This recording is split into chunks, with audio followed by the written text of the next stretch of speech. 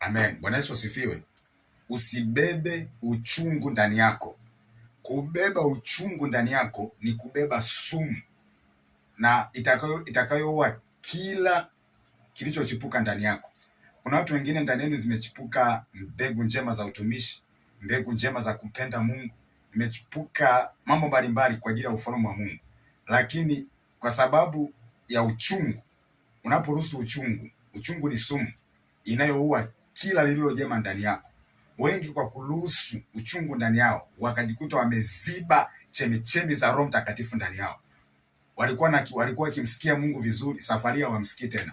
Walikuwa wakiongozwa na Roho Mtakatifu, safari hawaongozwi tena. Kwa nini? Waliruhusu uchungu. Usiruhusu uchungu, utaua mambo mazuri ndani yako, utaua mbegu ya Mungu ndani yako, utaua vipawa na karama ndani yako, utaua chemichemi za Roho Mtakatifu ndani yako.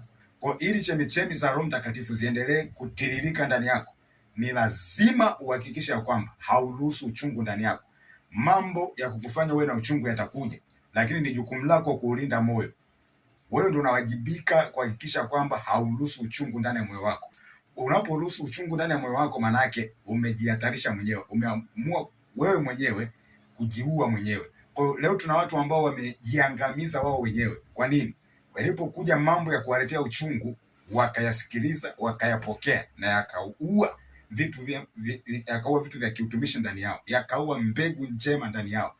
Roho Mtakatifu aikuze kwa upya ndani yako ile mbegu njema ya ufalme wa Mungu iweze kukua tena, ile mbegu njema ya kumpenda Mungu, ile mbegu njema ya uaminifu. Roho Mtakatifu aikuze ndani yako, ikue, imzalie Mungu matunda yapatayo kudumu. In Jesus mighty name. Amen.